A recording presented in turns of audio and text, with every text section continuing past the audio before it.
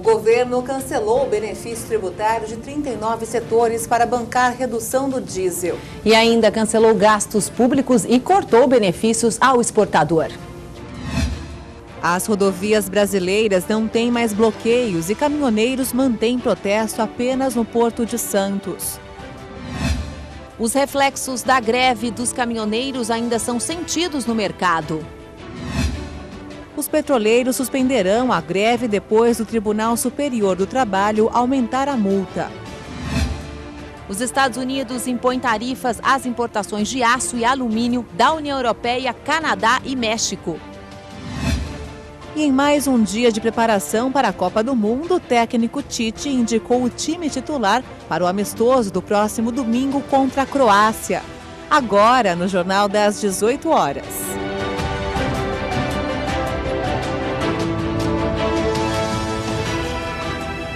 Olá, boa noite. Boa noite. O secretário da Receita Federal, Jorge Rachid, disse que 17 dos 56 setores vão permanecer com folha de pagamentos desonerada até o final de 2020. Com isso, empresas de 39 setores da economia perderam o benefício fiscal. O Diário Oficial da União publicou hoje a sanção do presidente Michel Temer ao projeto de lei de reoneração. Com isso, as empresas perderão a isenção tributária que tinham. Pelo projeto, 28 setores seguiriam desonerados até 2020, mas Temer vetou 11 e restaram 17. Assim, o benefício da desoneração da folha vai acabar no final de 2020 para todos os setores. O valor arrecadado com a reoneração vai ajudar a bancar o desconto no diesel. É que o impacto das medidas tomadas pelo governo no acordo com caminhoneiros é de 13 bilhões e meio de reais, entre o que o país deixa de arrecadar e o que vai pagar para sustentar o preço do diesel. A volta da reoneração na folha de pagamento veio com alguns vetos que já eram esperados. Um deles é no trecho que zerava o PIS/COFINS sobre o óleo diesel até o fim deste ano, já que outras medidas garantem a redução em 46 centavos no preço do litro do diesel. O governo ainda cancelou 3 bilhões e 400 milhões de reais em despesas. Também foi publicado o decreto que zera um outro imposto sobre o diesel, a CID. O governo ainda adotou medidas que, na prática, reduzem subsídios que eram dados a exportadores, à indústria de refrigerantes e à indústria química. E para reduzir o valor do diesel, o governo tirou benefícios de exportadores e cortou dinheiro para o SUS e para a educação. O governo federal anunciou nesta quinta-feira algumas medidas para reduzir o preço do óleo diesel, como, por exemplo, o corte dos benefícios para a indústria química, quase que a eliminação total dos benefícios para os exportadores e também a redução dos recursos para as áreas de saúde e educação. O objetivo dessas medidas foi possibilitar o desconto de 0,46% do diesel. A informação foi publicada na edição extra do Diário Oficial da União. A redução do preço do diesel fez parte do acordo firmado entre o governo e os caminhoneiros para colocar fim à greve. O Reintegra programa, que devolve aos empresários uma parte do valor exportado em produtos manufaturados via créditos do PIS e COFINS, antes devolvia 2% do valor exportado. Agora foi reduzido para 0,1%, que vai gerar recursos de 2,27 bilhões de reais até o fim do ano. Para a Associação de Comércio Exterior do Brasil, o Reintegra não deve ser entendido como uma perda de arrecadação. Começa a valer amanhã a redução de 46 centavos no preço do litro do óleo diesel. Os postos vão precisar expor em painéis a comparação dos preços praticados antes e depois da greve. O ministro da Secretaria de Governo, Carlos Marum, afirmou que o desconto vai valer a partir do momento em que o posto for abastecido. Ele explicou que se em 21 de maio o preço do diesel era de R$ 3,46, por exemplo, obrigatoriamente, a partir do momento em que o posto for abastecido, o litro passa a valer R$ 3,00 com desconto dado pelo governo. Para que o caminhoneiro se certifique, os postos de abastecimento de combustível vão ter que colocar uma placa de comparação dos preços praticados anteriormente e depois da greve. Marum lembrou que a redução de 46 centavos corresponde ao percentual incidente de PIS/COFINS e a CID sobre o combustível. Além da redução do preço do diesel, outro ponto acordado pelo governo com os caminhoneiros foi a formulação de uma tabela com os preços mínimos dos fretes por tipo de carga.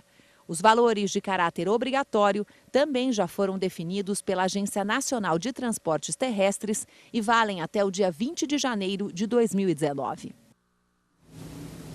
E a nossa produtora foi hoje de manhã, em pleno feriado prolongado, abastecer o carro para conferir a situação do abastecimento nos postos da capital paulista. Acompanhe.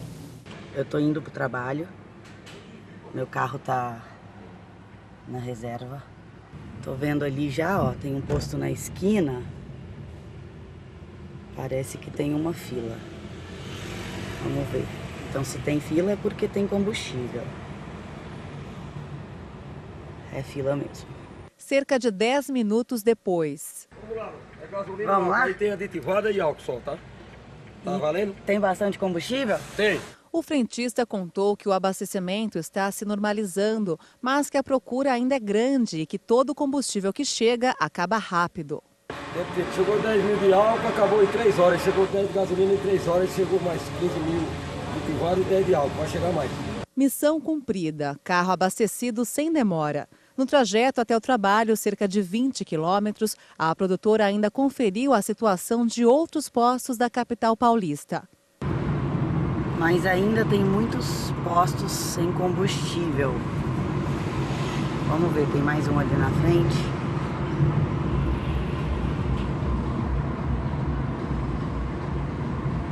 Mas como eu disse, as filas não são grandes. Pois é, parece que o abastecimento está voltando ao normal. Nesta quarta-feira, o presidente da Sincompetro, José Alberto Paiva, disse que até o início da semana que vem, a situação dos postos de combustível volta ao normal. 11 dias se passaram desde que os caminhoneiros decidiram cruzar os braços e a Companhia de Entrepostos e Armazéns Gerais de São Paulo, CEAGESP, ficou praticamente vazio. Hoje, apesar do feriado prolongado, o movimento voltou ao local, que deve ficar aberto 24 horas por dia até o dia 9 de junho. Nem parece o mesmo CEAGESP do início da semana. Mesmo com o feriado, as entregas começaram a chegar e já dava para perceber a movimentação. Até o dia 9 de junho, o CEAGESP vai funcionar 24 horas por dia para carga e descarga. A medida é para garantir a normalidade no abastecimento. Até esta quarta-feira, cerca de 5.500 toneladas de frutas, legumes e verduras chegaram ao entreposto.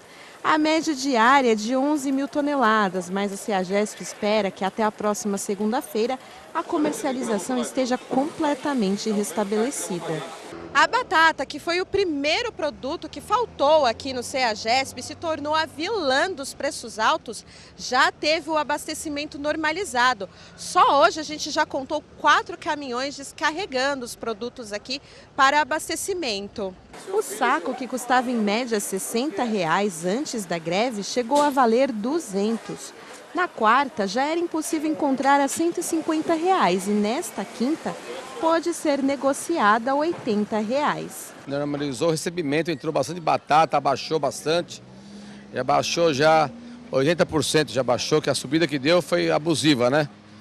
E agora já baixou, graças a Deus. Agora falta freguês, vamos os freguês vir para cá para o Ceasa, que cheio de batata aqui, não tem para quem vender. A volta dos caminhões ao CEAGESP também tem animado quem é comerciante.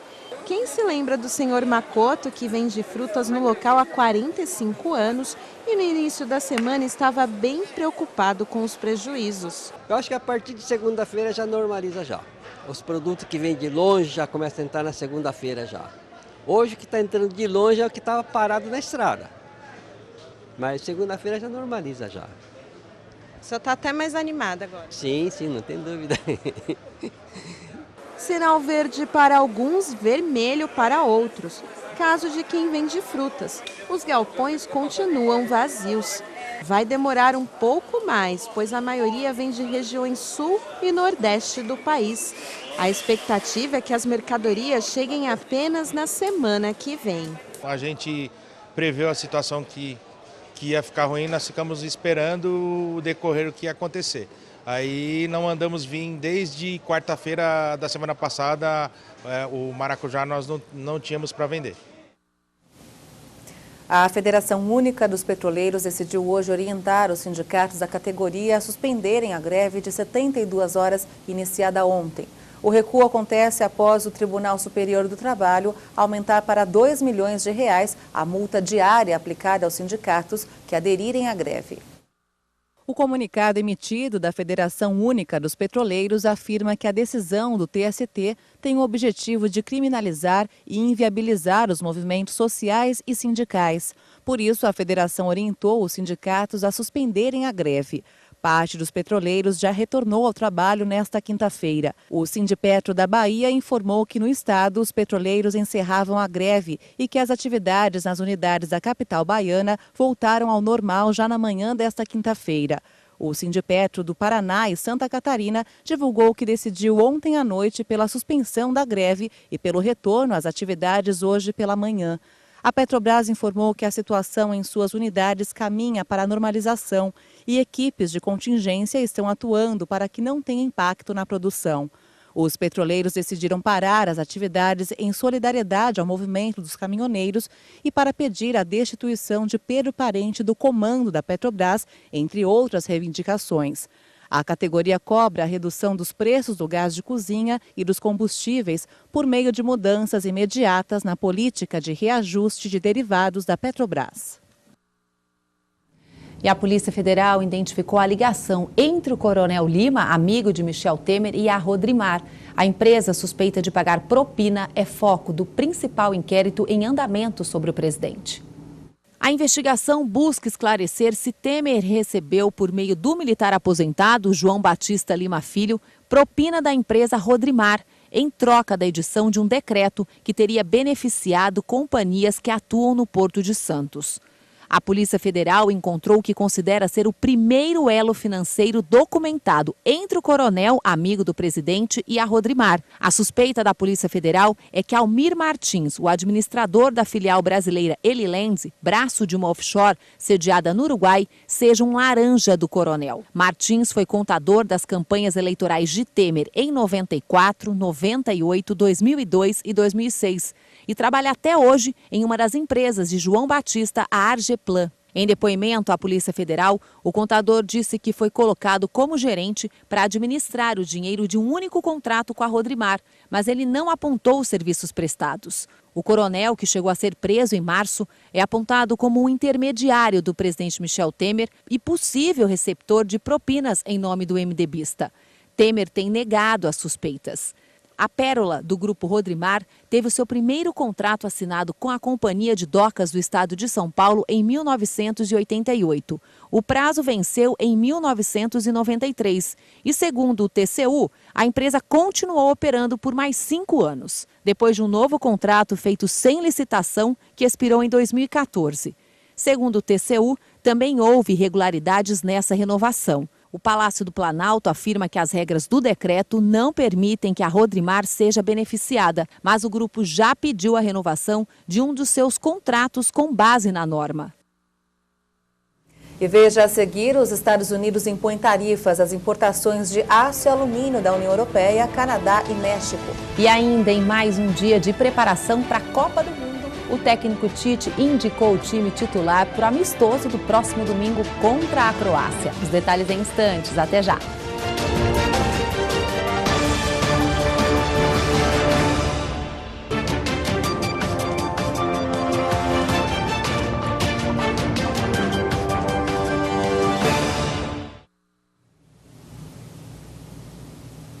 A crise no abastecimento de combustível deixou as estradas mais vazias do que o esperado durante o feriado prolongado. As estradas já estão desbloqueadas.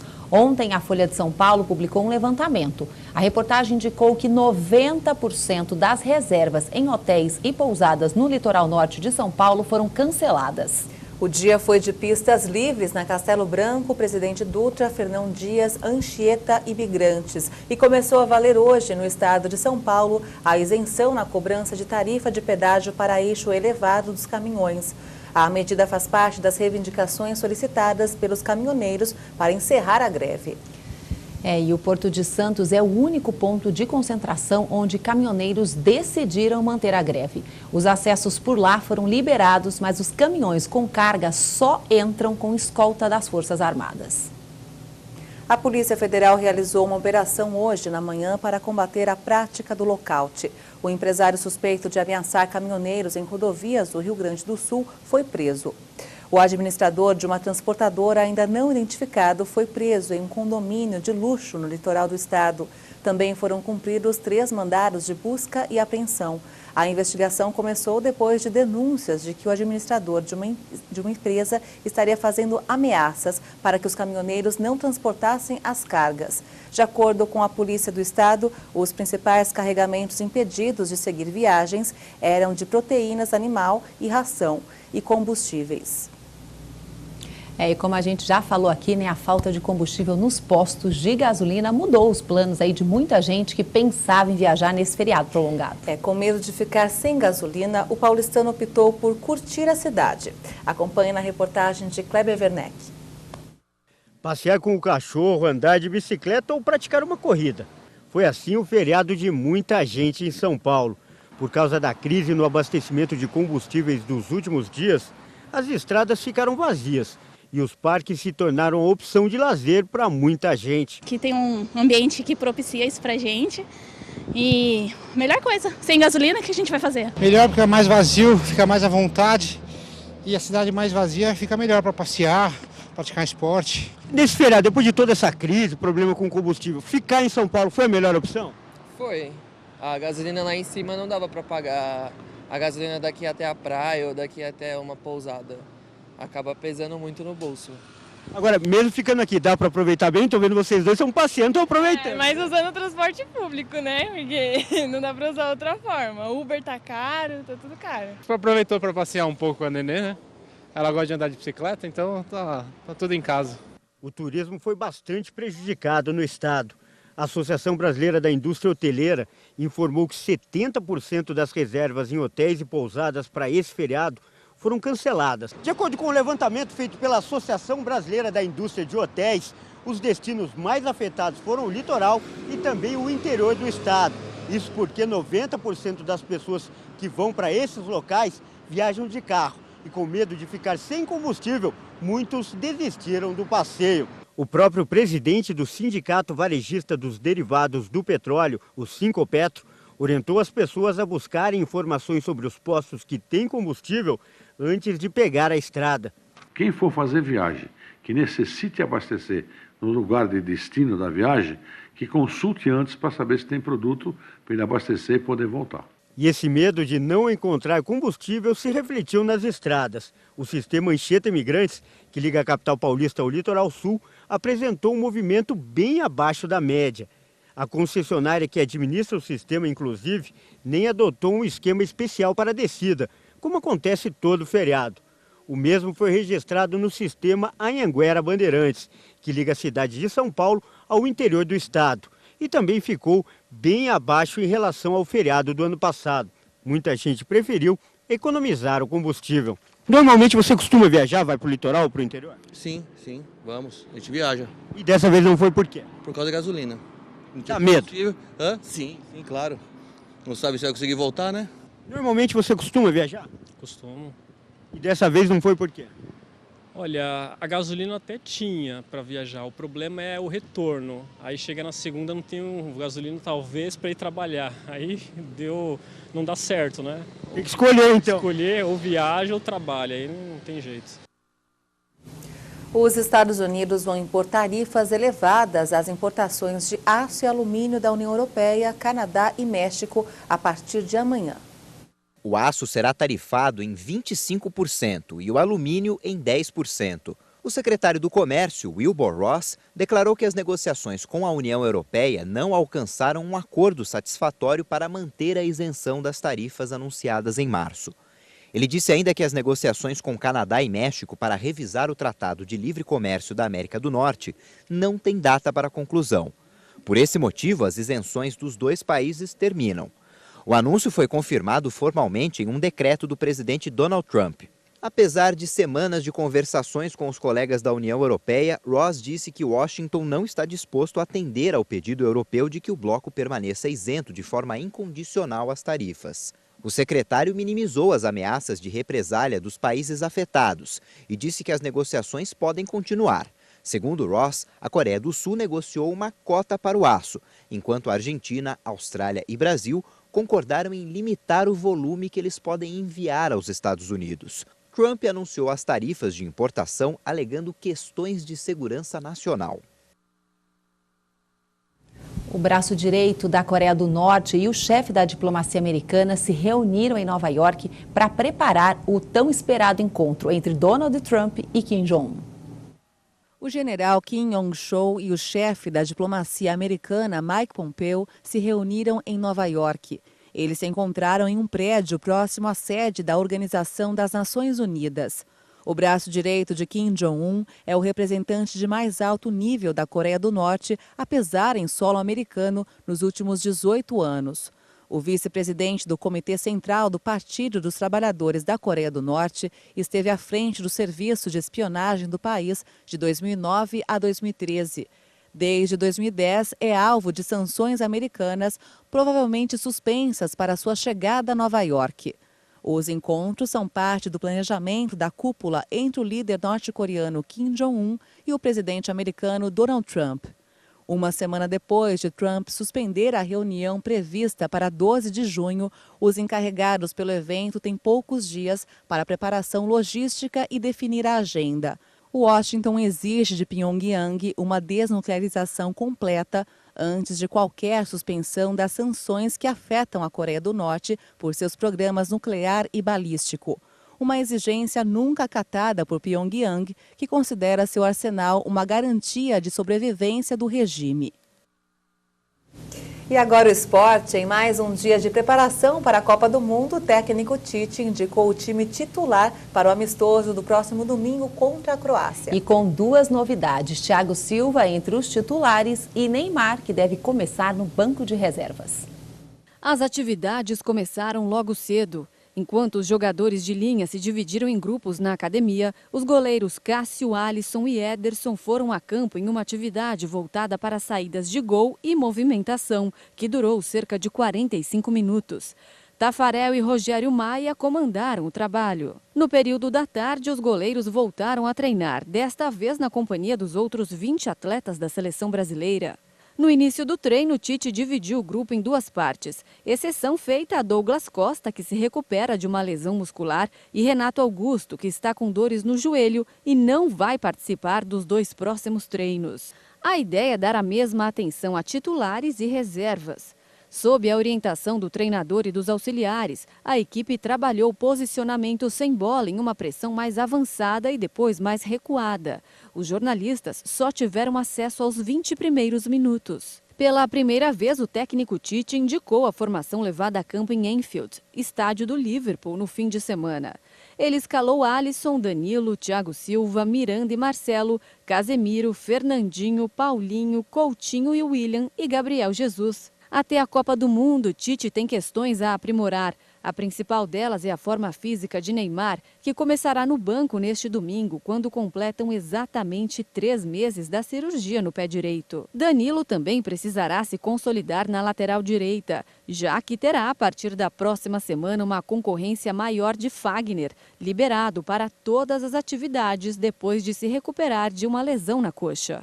O mais importante foi todo o trabalho que foi feito, de recuperação, junto com o Caio, junto com o pessoal do clube, aqui também, para que eu estivesse bem. Hoje me sinto muito bem, totalmente zerado. E feliz de poder estar aqui, de poder estar participando do grupo, de estar evoluindo a cada dia. E espero o quanto antes estar no mais alto nível possível para poder ajudar. Quem também deu entrevista nesta quinta-feira foi Fernandinho. E ele disse acreditar que a Espanha é a maior rival do hexa brasileiro. Eu assisti o jogo da Espanha contra a Alemanha e realmente me impressionou a qualidade de jogo da Espanha, a forma como eles jogam,